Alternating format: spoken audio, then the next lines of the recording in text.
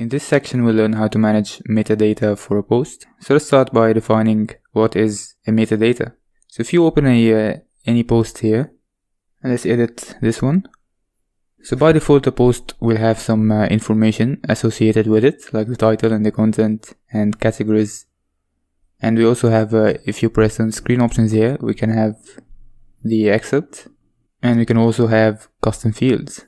So metadata refers to any data associated with a post, and WordPress allows us to add extra metadata to the post other than the title and the excerpt and the content and all the other stuff, and that is done through custom fields. So if you take a look at this custom fields box here, you can add a new custom field, or you can choose from some existing custom fields. So let's for example add a new custom field. Should enter new here, and let's call it maybe price, and the value will be 20, and let's update. So now having this extra meta information available only for this post. So let's view the post now,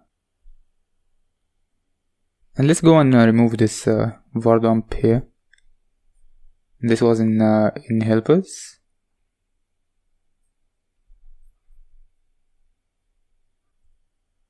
And now we want to display this custom field in our post. So how to do that? Let's go to where we display this post, which was in the template parts and content.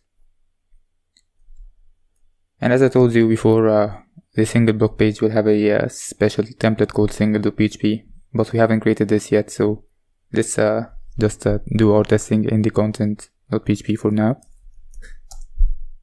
And let's var dump,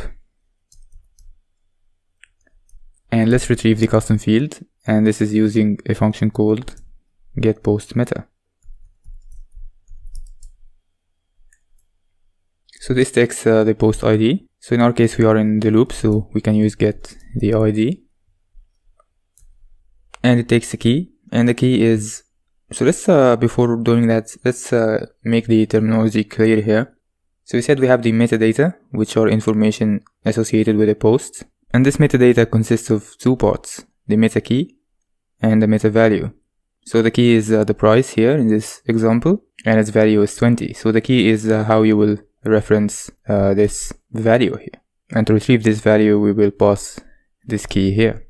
So we have our meta key and meta value, and to manage these keys and values we use custom fields, which are these HTML fields. Right, so we have metadata and meta key, meta value, and custom fields.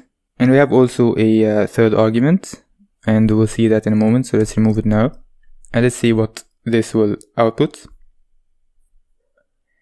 And as you can see, it's an array of length 1, and the first value in this array is 20, which is the value here. So why is it an array? It's because we can add multiple meta values to one meta key.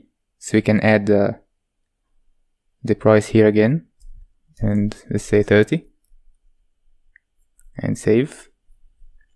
And now let's go back and refresh, and we now have the two values. And that's actually why there is a third argument here.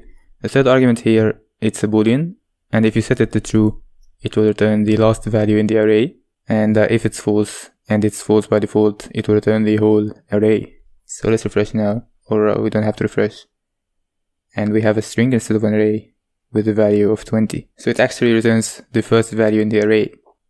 So great, we now know how to add meta information to our post. But this custom fields box here is kind of impractical, right? So as a theme developer, you will use in your theme some meta keys here, and then to let your users use it, you'll have to ask them to put the meta key and the meta value. And this is kind of weird, right? We need to let the users just type the value.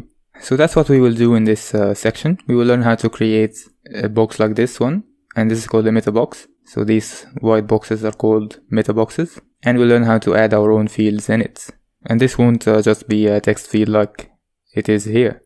We'll be able to add an input or a checkbox or a drop down or any other field. And we will also handle these meta keys internally without asking the users to type the meta key here. But before doing that, let's discuss some stuff first. So let's go to localhost and 8888, which is MAMP port, and then phpMyAdmin. And we've seen this before. This is where you can manage your databases. So let's go to our database, and I just want to show you where the custom fields are stored.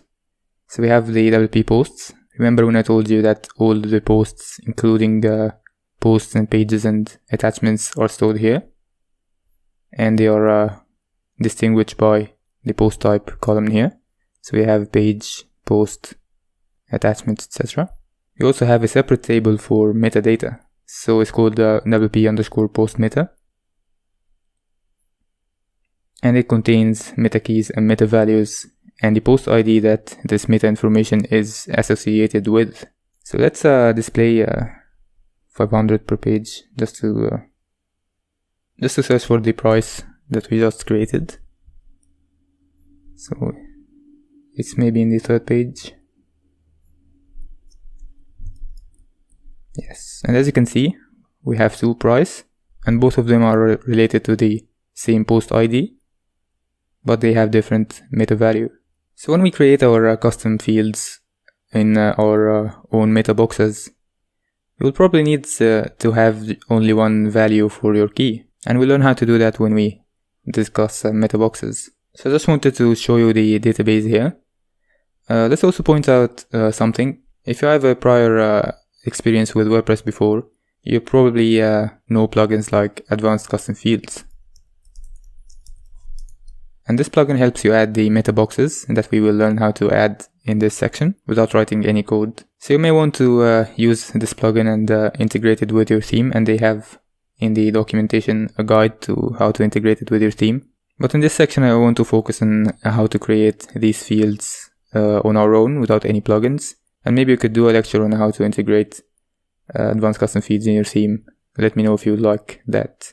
What this plugin will allow you to do is create meta boxes here, like this box, like the Excel box for example, and add some fields in it. And you can choose from a wide variety of fields like text field, text area, range, checkboxes, and everything you can imagine. So it's definitely a great plugin, but in this course I just want to focus on letting you know how to do everything by yourself. So anyways, the final thing I want to mention in this lecture is that you might have heard about this, but I'm using, as I'm recording this, I'm using version 4.9.7 of WordPress. And if your version is like me, less than 5 as you're watching this, you will have this page as you see it now. But after version 5, WordPress will completely change how this page looks. And this will of course have some effect on how to do things in this section. So what WordPress allows us to do is it allows us to use this new page before it's officially released. And that's using a plugin. So let's go to plugins and add new. And the plugin is called Gutenberg. Which is this one, and this will allow you to use the new editor, post editor, before it's officially released, so you can develop with it before it's released for the normal users. So let's activate it, and let's go back to the post page and refresh, and as you can see it's a completely different page, and they actually removed the custom fields box that we added the price in, but that's not important. We still can add our own meta boxes. So let's deactivate this plugin for now, and during this section I will turn it on and off to see the differences when we are creating our meta boxes. So let's start creating the meta boxes in the next lecture.